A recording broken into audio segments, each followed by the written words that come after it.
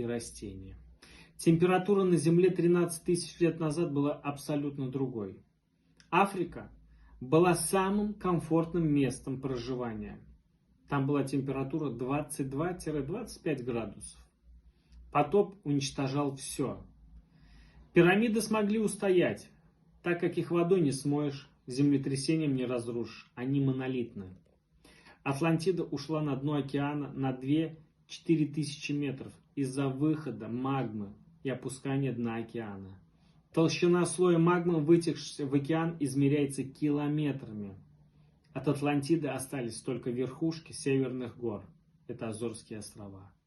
Платон писал, что остров Атлантиду от северных ветров защищали высокие горы, находившиеся на севере острова. Друзья, теперь вы знаете правду о значении этих великих сооружений. Спасибо за просмотр. Скоро увидимся.